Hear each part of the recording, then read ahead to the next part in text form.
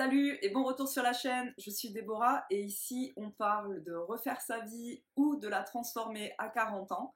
Dans cette vidéo on va parler image, style et beauté. C'est parti! Alors j'imagine que tu as vu la photo sur la vignette et que c'est pour ça que tu es là. Du coup en fait on va parler de comment je suis passée de ça à ce que je suis aujourd'hui. Ce qu'il faut que tu saches déjà pour commencer, c'est que à une époque, quand j'allais mal, je faisais plus du tout attention à moi. Je pouvais passer des jours sans me regarder dans le miroir. Je me réveillais le matin, je faisais ma toilette et puis je partais direct au travail. Des fois, pendant 2 jours, 3 jours, je me rendais compte que je savais même pas à quoi je ressemblais. Donc, quand j'ai commencé à reprendre ma vie en main au début de l'année, j'ai eu très envie, en premier, de travailler sur mon image. C'est peut-être un peu superficiel, mais c'est les premières choses qui m'ont donné envie. Donc j'en pouvais plus en fait de cette situation où je me trouvais pas belle, je prenais plus soin de moi et j'avais perdu confiance en moi. J'ai décidé de réagir et c'est la première chose qui m'a donné envie, c'est de prendre soin de moi et de mon apparence physique pour recommencer, on va dire, à m'apprécier et à m'aimer, quoi. Donc du coup, c'est pour ça que je vais te parler de ça, parce que c'est vraiment la première chose qui, moi, m'a permis d'enclencher un petit peu ce mécanisme de transformation. Je vais commencer par le point zéro, on va dire un peu, c'est les bases. Elles vont te paraître un petit peu stupides, mais en fait, elles sont hyper importantes. Donc moi déjà, à une époque, j'avais énormément d'acné parce que j'ai des problématiques hormonales, comme je t'ai dit. Donc en fait, j'avais des boutons. Et donc si toi aussi, tu as ce type de problématique, il faut absolument que tu consultes ou que tu fasses quelque chose pour les régler. Parce que ce qu'il faut que tu comprennes avec les bases, c'est que si tu les travailles pas, en fait, tu vas avoir besoin de beaucoup travailler par-dessus, tu vas avoir besoin par exemple de beaucoup de maquillage pour améliorer les choses, et en plus tu sauras que sous ton maquillage, ça va pas, et du coup, on va dire que tu seras pas contente du résultat obtenu quoi qu'il arrive. Donc il faut que tes bases, elles soient saines, entre guillemets, pour pouvoir bien commencer ta transformation. Donc ça passe par travailler sur des problématiques si tu as des problèmes de santé, comme j'ai dit, ça passe par manger correctement, boire correctement, prendre soin de ta peau, de façon à déjà l'améliorer, améliorer ta condition physique. Si tu renvoies une image de santé, une jolie peau, etc., ce sera déjà pas mal, même sans maquillage, même sans coiffure, même sans habits particuliers, etc. Déjà, si tu renvoies cette image de santé, tu vas donner une meilleure image de toi. Donc, le premier point de quoi je veux te parler, c'est au niveau du visage. Donc déjà, travailler ton visage et aussi la question du maquillage. Donc moi, j'ai voulu te montrer un exemple basé sur mes sourcils. Donc moi, en fait, auparavant, quand j'épilais plus mes sourcils correctement ou quand je faisais plus réellement attention à ce que je faisais, j'avais tendance à donner une forme à mes sourcils qui accentuait en plus la ride du lion que je commence à avoir ici, et ça me donnait un air un petit peu fâché, tu sais, avec des sourcils un petit peu en pointe comme ça, encore plus parce que moi j'ai les yeux sensibles, donc je suis tout le temps en train de froncer les sourcils quand il y a du soleil, et du coup je trouvais que ça allait pas. En fait, en regardant des photos, je me suis rendu compte de ça et je me suis dit, bah, en fait, la façon dont j'épile mes sourcils, ça va pas du tout. Donc j'ai retravaillé ça, et là, tu peux voir que du coup, j'ai un peu aplati la forme qu'ils ont, de façon à ce que même si je fronce mes sourcils, et ben ça fait pas cet effet, tu vois, de triangle qui donne l'impression que je suis en colère, quoi. C'est important les sourcils parce que ça fait vraiment un cadre au niveau de tes yeux. Je pense que tu as déjà vu des vidéos de filles qui montrent un petit peu à quoi tu ressemblerais si tu n'avais pas de sourcils. Vraiment, c'est un élément hyper important du visage. Donc moi, j'ai commencé par retravailler ça. Et puis ensuite, ce que j'ai commencé à travailler, c'est prendre soin de ma peau et me maquiller. Alors, là, je suis maquillée. Dans cette vidéo, si tu as envie de voir des gros maquillages, des duck face, etc., malheureusement pour toi, désolé, c'est pas du tout mon style. Tu vas pas du tout voir ça ici. Donc ouais, là, je suis maquillée. Je vais te montrer des photos, ou plutôt même une vidéo, je pense, avant, après. En fait, pour moi, le maquillage, ça doit donner bonne mine et ça doit en fait ne pas se voir. Voilà, ça c'est ma façon d'être, c'est ma façon de penser les choses. Bien sûr, les conseils que je te donne, tu les adaptes à ta personnalité, mais moi, c'est ça. Donc là, en fait, dans la vidéo que je te montre, j'ai juste mis de l'anti-cerne et c'est pas un full face, quoi. J'ai juste mis au niveau des cernes, j'ai poudré, j'ai mis un peu de fard à joues pour donner un peu plus de bonne mine, on va dire, de couleur, et j'ai mis du mascara. J'ai mis une seule couche.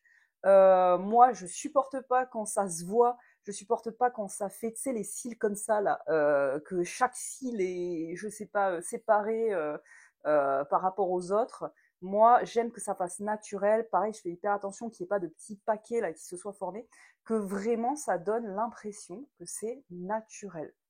Donc voilà, donc ça c'est la première chose. Moi j'ai du coup plusieurs routines et en fait ça c'est une théorie que j'ai trouvée aussi dans les contenus que j'ai regardés. En fait ce qui est bien quand tu veux prendre soin de toi pour être sûr que tu vas réussir ta démarche, c'est pas de te mettre une grosse routine, c'est de te mettre une routine minimale et une routine maximum, on va dire optimale, tu vois. Moi, par exemple, ma routine minimale, ben, ça va être un peu d'anti-cerne, du mascara, comme j'ai dit, du fard à joues, etc. Et c'est bon. Et après, j'ai la routine optimale. Là, je t'ai pas filmé de vidéo, mais je peux rajouter un trait d'eyeliner, je peux rajouter de l'ombre à paupières, je peux rajouter un rouge à lèvres ou un stick à lèvres coloré. Mais voilà, moi, ça va jamais être un gros maquillage, comme je t'ai dit, mais je peux travailler plus les choses si j'ai envie. Mais en tout cas, ma routine minimale, je peux l'atteindre tous les jours. Et si jamais je l'atteins pas, c'est pas grave, tu vois, je veux dire, on n'est pas là non plus pour se forcer, mais elle est atteignable. Moi, mon but, ça a été de redonner un petit peu de la vie à mon visage, une fois que la peau était en meilleure santé, un petit peu d'améliorer les choses en, de façon naturelle. Voilà. Autre chose qui était conseillée pour le maquillage et le visage, c'était de travailler en regardant un petit peu comment travailler son maquillage, une star ou une personnalité qui te ressemble. En fait, souvent, on a envie de faire des choses parce qu'on aime ces choses-là, mais on ne se demande pas si ça va nous aller. Donc, en fait, moi, par exemple, il y a des choses que j'adore. Mon actrice préférée, c'est Angelina Jolie, mais clairement, elle ne me ressemble pas. Et si j'appliquais sur moi le type de maquillage qu'Angelina Jolie fait, ça n'irait pas du tout. Du coup, j'ai fait des recherches et en fait, j'ai trouvé Keira Knightley, je sais pas comment on prononce, qui me ressemble et qui en fait a les cheveux marrons, a les yeux marrons et a également, je te montrerai, une mâchoire assez carrée. Je me suis rendu compte du coup que la façon dont elle se maquillait, ça n'avait rien à voir avec certaines choses que j'aime bien. Elle travaillait beaucoup au niveau des yeux, un peu au niveau des joues, et les lèvres étaient très neutres pour pas attirer l'attention sur le bas du visage, tu vois. Et donc du coup, je me suis inspirée comme ça de ce qu'elle faisait sur ses photos parce qu'elle me ressemblait, pas parce que ça me plaisait. Bien sûr, ça me plaît un minimum. J'ai pas pris quelque chose qui me plaît absolument pas non plus. Mais je veux dire, je cherchais à ce que ça fonctionne pour mon visage, pas uniquement que ça me plaise. Tu comprends? Partie suivante, les cheveux. Alors moi, mes cheveux, c'est une grande histoire d'amour, une grande histoire de haine. Depuis que je suis jeune, je déteste mes cheveux, je ne sais jamais comment les coiffer. Voilà. Donc, le même conseil qui était donné pour le maquillage était souvent donné pour les cheveux. Il faut regarder un petit peu des gens qui ont la forme de ton visage. Euh, il faut regarder des gens qui ont les mêmes, on va dire, les mêmes caractéristiques au niveau du visage, au niveau des cheveux aussi. Que font les gens, par exemple, qui ont les cheveux bouclés comme moi, qui sont des cheveux assez bouclés, mais pas non plus crépus ou ondulés, tu vois. Donc moi, j'ai des cheveux, je sais pas comment dire, moyens bouclés. Voilà, qu'est-ce qu'ils font ces gens comme coiffure? Qu'est-ce qui fonctionne? Et ensuite, t'adaptes. Moi, je me suis également basée sur une photo de moi que j'ai retrouvée. J'avais la vingtaine à l'époque. Et en fait, j'ai trouvé que ça m'allait plutôt bien, cette coiffure-là. Donc, je suis partie à la fois de quelque chose qui me plaisait sur moi et à la fois d'idées que j'ai trouvées sur Pinterest. Je te montrerai plein de photos. En fait, moi, Pinterest, c'est mon endroit préféré pour trouver des inspirations. Donc, je passe beaucoup de temps là-bas. Et donc, du coup, à la fois je me suis basée sur moi personnellement, ce qui m'allait, et à la fois sur des idées liées à mon type de cheveux. Pareil, je suis tombée par hasard sur une photo de Keira Knightley, je vais pas y arriver, j'aurais pas dû la choisir. Et en fait, elle fait ce type de coiffure aussi, donc ça m'a un petit peu, on va dire, confortée dans ma décision. Je te montrerai un petit peu ce que j'avais fait comme coiffure au début de l'année. Tu peux voir en fait que c'est un espèce de carré plongeant. Malheureusement, il a repoussé, donc du coup maintenant on voit plus trop sa forme. J'ai le volume qui est un peu descendu à l'arrière, etc. Donc je vais refaire cette coiffure là. Je pense à Noël. Dis-moi d'ailleurs si tu trouves qu'elle me va bien en commentaire, comme ça pour la prochaine vidéo peut-être que j'aurai fait ma coiffure. Mais en tout cas c'est une coiffure que je refais depuis à peu près 2 ans et demi, je dirais peut-être 3 ans, et je trouve qu'elle me va plutôt bien. Alors ce que j'ai actuellement, c'est joli, j'aime bien, ça fait un effet un petit peu jeune, etc. Les boucles, ça adoucit un peu les traits, je trouve.